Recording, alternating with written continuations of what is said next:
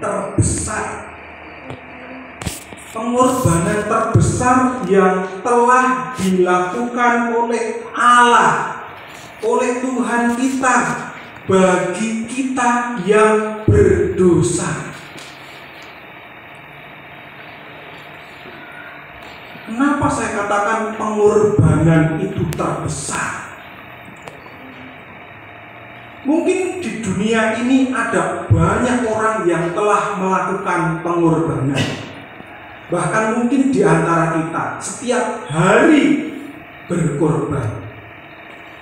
Ada yang mengorbankan waktu istirahat saudara, karena saudara harus bangun pagi untuk bekerja, untuk menyiapkan segala sesuatu bagi keperluan keluarga saudara. Ada yang mengorbankan karirnya untuk menjadi ibu rumah tangga yang baik, yang fokus untuk mendidik anak-anaknya.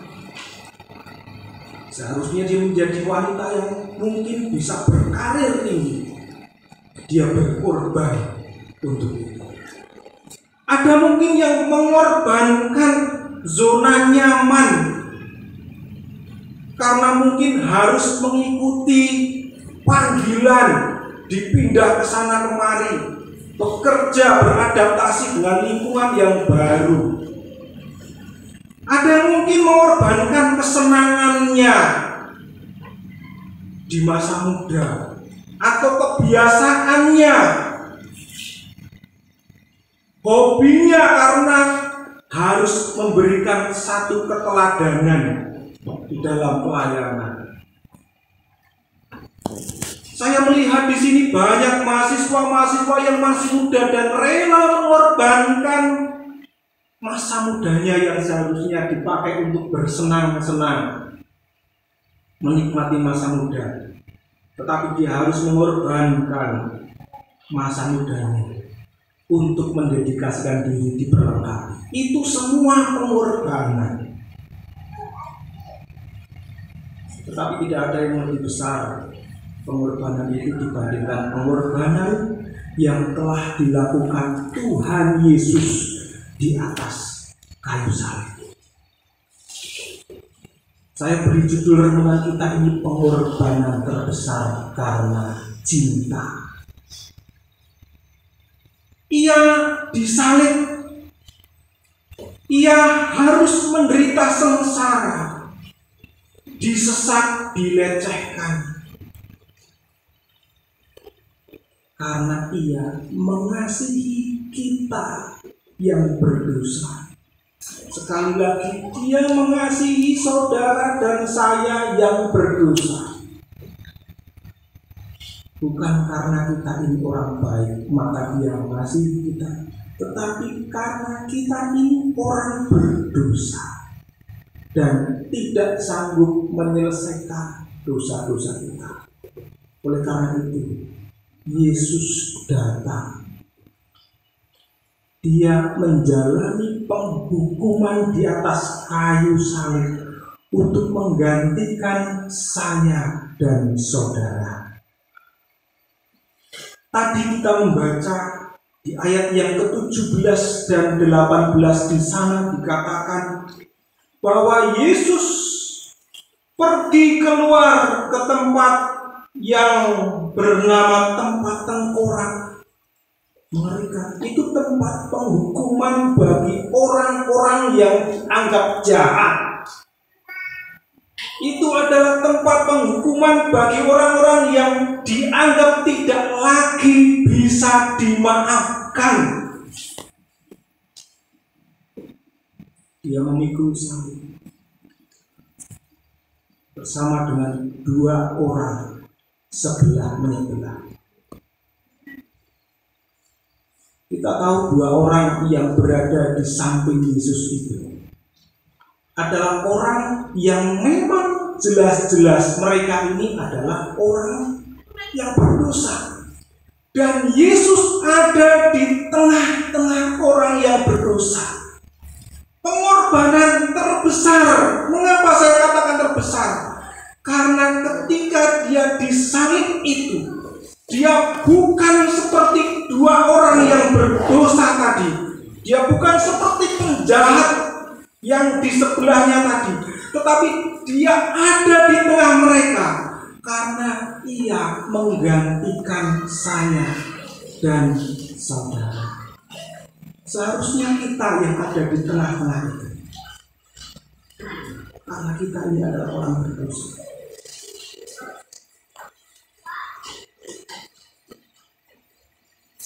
Jika penghukuman salib itu masih ada dan mewakili untuk menghukum orang yang berdosa,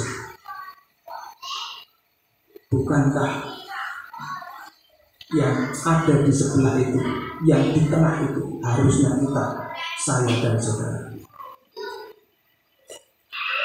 dengan pikiran kita yang jahat,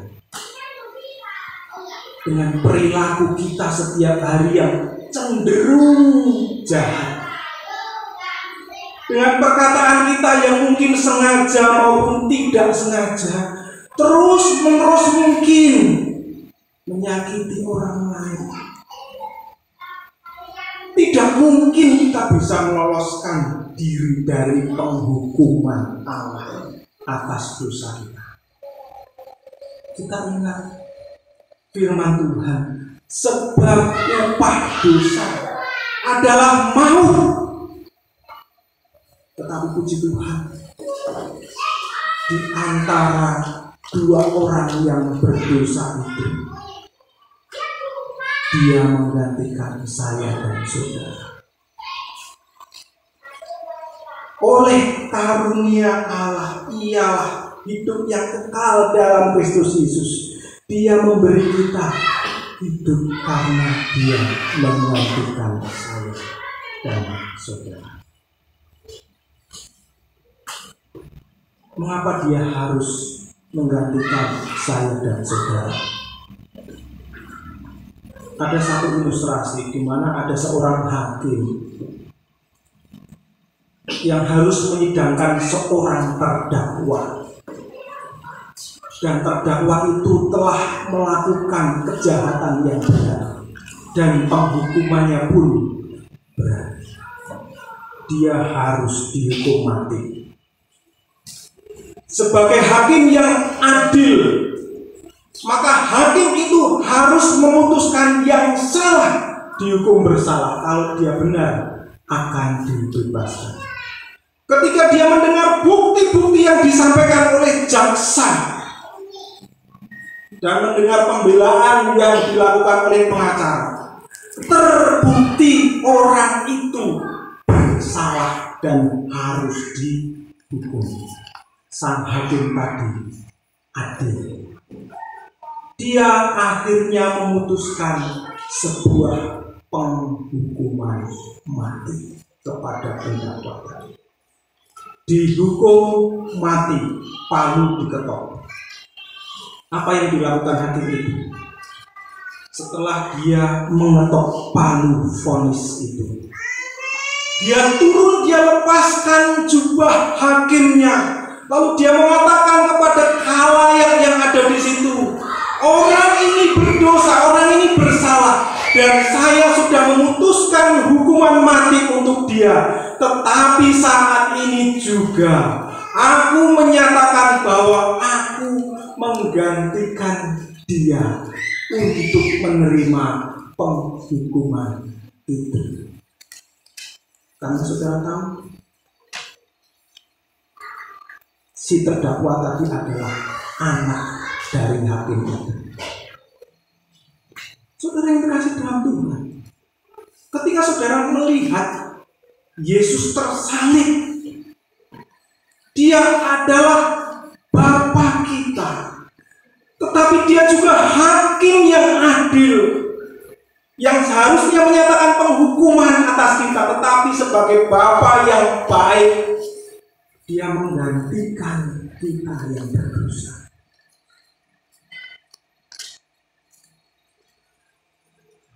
Sehingga saudara tidak lagi menanggung penghukuman, dan dia menggantikan kita di atas kayu salib.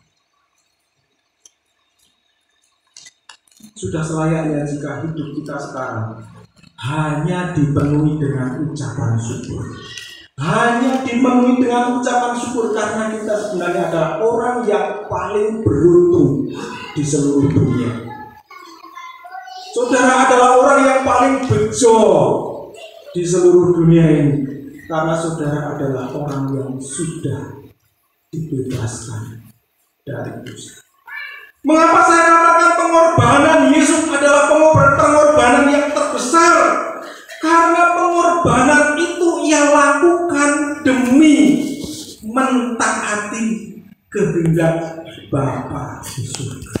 Kalau tadi pengorbanan Yesus terbesar karena dia menggantikan kita, yang kedua, pengorbanan Yesus terbesar karena pengorbanan itu membuktikan bahwa dia mentaati kehendak Bapa di surga. Kalau kita perhatikan teks yang tadi kita baca, diawali dengan Yesus memikul salib. Jangan bayangkan memikul salib itu seperti saudara pulang dari sawah memikul kayu bakar, lalu bisa sambil tertawa, ini bebannya ringan. Tidak, saudara. Memikul salib di sana adalah sebuah hal yang berat, karena apa yang dipikul itu bukan sesuatu yang nanti akan mengenyangkan, seperti kayu bakar yang nanti dibawa pulang akan dipakai untuk masak dan saudara akan kenyang.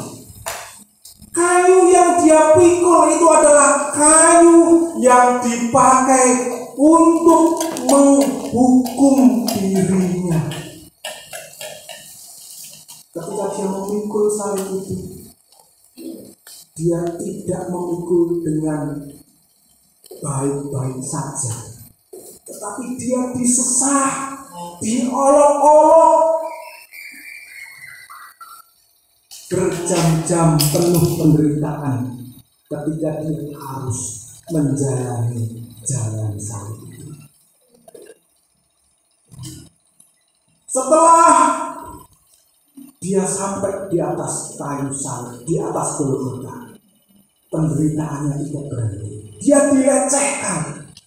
Dia dilecehkan oleh Pilatus dengan sebuah tulisan yang di sana, Raja orang Yahudi. Itu bukan sebuah pengakuan, itu pelecehan yang dilakukan oleh Pilatus, musuh orang Israel. Dia merasa menang. Tidak hanya itu saja, dia dilecehkan oleh serdadu dengan mengundi jubahmu.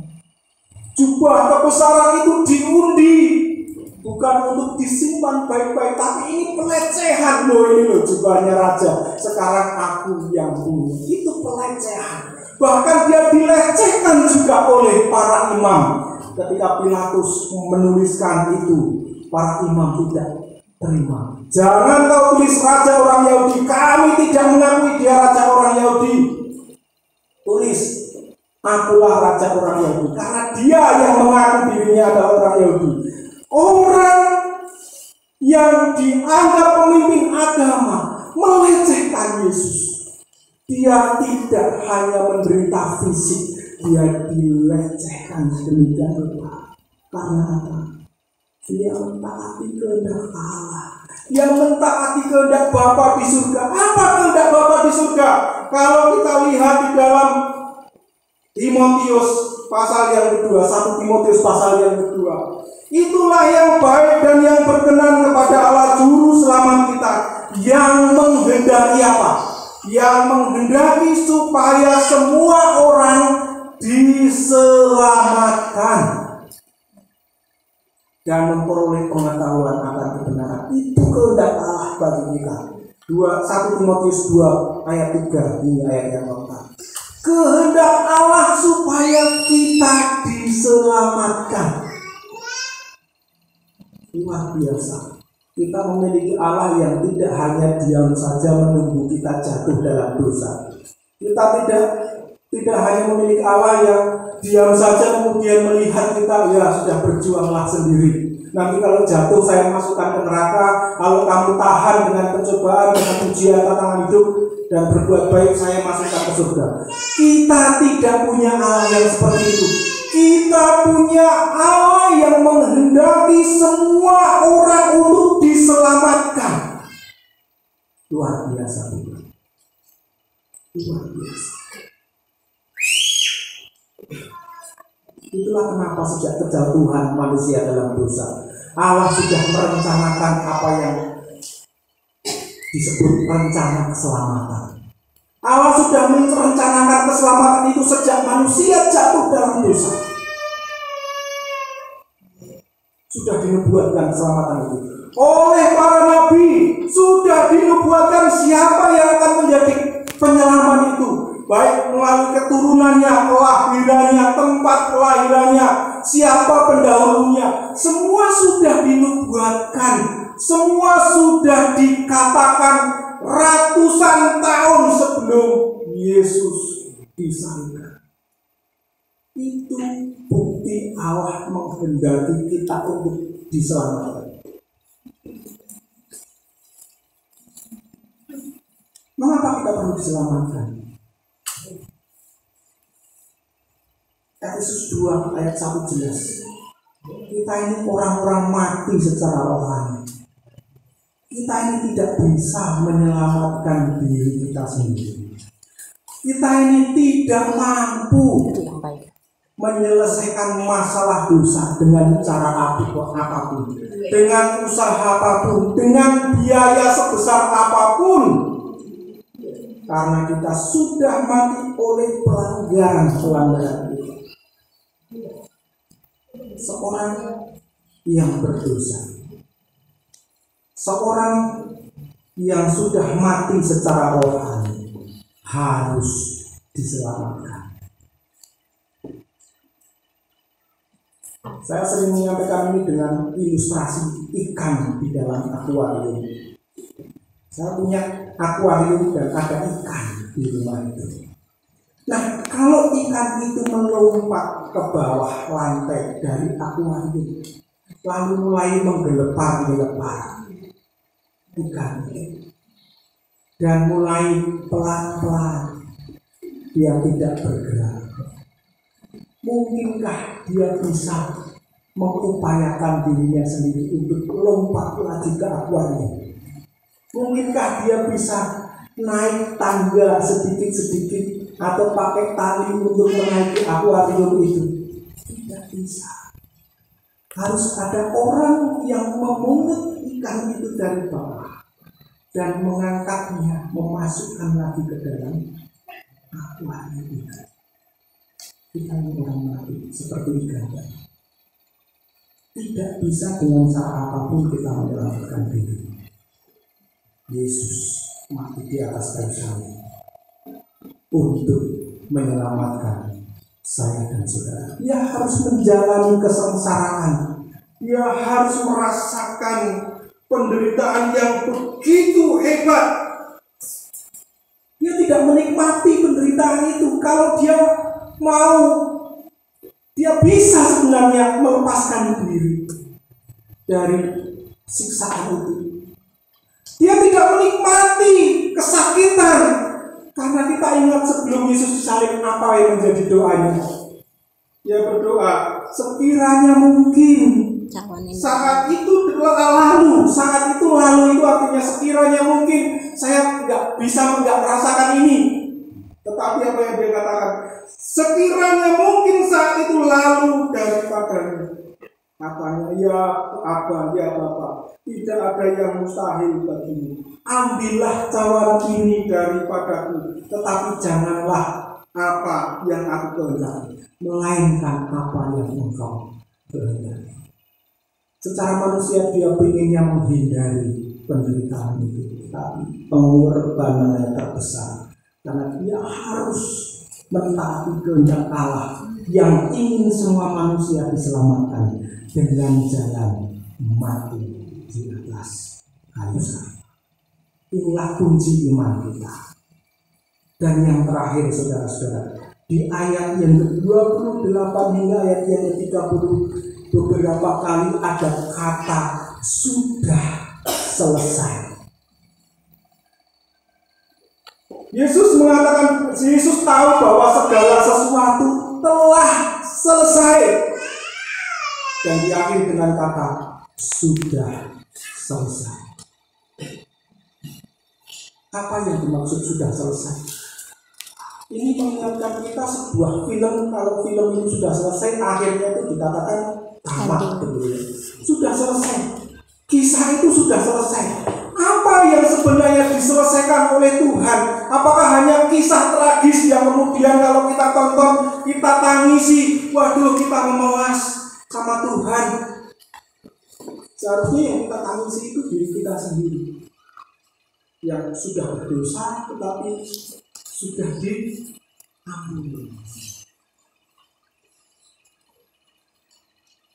Kisah mengenai penyaliban Yesus yang begitu tragis, yang dikenal oleh seluruh dunia, itu bukan sebuah konten seperti orang zaman sekarang ya, senang membuat sesuatu yang hingar-bingar, yang sesuatu yang unik supaya menjadi konten dan dilihat banyak orang.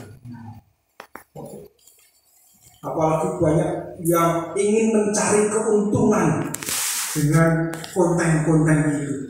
Tuhan kita ketika dia disalib bukan mencari keuntungan untuk dirinya sendiri, tetapi dia menyelesaikan semua itu untuk menebus dosa kita.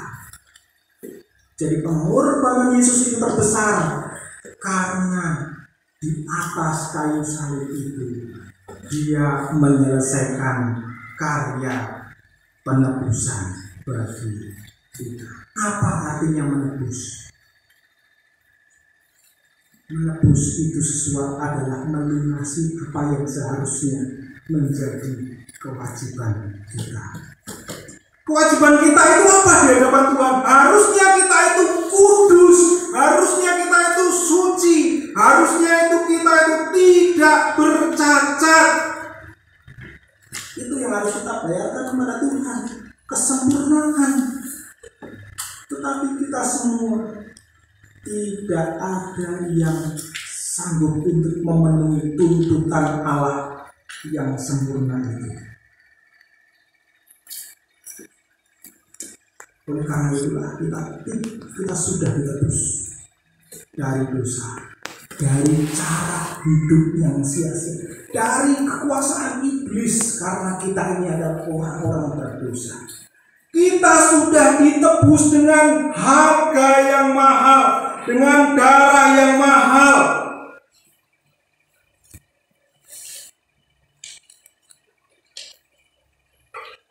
Bukan dengan hal yang biasa. Jadi apa yang dilakukan Tuhan Yesus di atas kayu salib itu? Dia menyelesaikan karya penebusan bagi kita. Oleh karena itu, hal yang paling harus kita syukuri bukan sekedar kesembuhan dari sakit penyakit kita. Saudara boleh bersyukur kalau saudara disembuhkan dari sakit penyakit. Itu boleh saudara bersyukur dan harus bersyukur. Kalau saudara menghirup udara pagi, saudara harus bersyukur karena masih diberikan kesempatan untuk hirup udara pagi tanpa bantuan alat penghisap udara. Kalau saudara mendapatkan berkat, saudara juga harus bersyukur. Tetapi ada hal yang harus disyukuri lebih dari semua itu, yaitu apa? Karya penebusan Allah. Jangan seperti orang-orang yang berbondong-bondong ketika Yesus membuat banyak mujizat. Orang hanya mengharapkan mujizat-mujizat dari Tuhan, hanya mengharapkan melihat sesuatu yang menyenangkan hatinya. Tetapi berkat yang terbesar yang saudara terima di atas kayu salib itu adalah pengampunan, penebusan atas dosa-dosa. Itulah pengorbanan terbesar yang Tuhan lakukan hanya karena cintanya kepada kita. Hari ini kita diingatkan tentang bukti kasih Allah kepada kita. Demi cintanya, demi kasihnya, dia tidak hanya mengorbankan perasaan, dia tidak hanya mengorbankan harga diri, tetapi dia mengorbankan nyawanya. Tidak ada pengorbanan yang lebih besar dari pengorbanan yang sudah dilakukan Tuhan Allah bagi kita. Bersyukurlah atas pengorbanan itu. Bersyukurlah atas cinta kasihnya dan hiduplah di dalam cinta kasih Tuhan. Amin.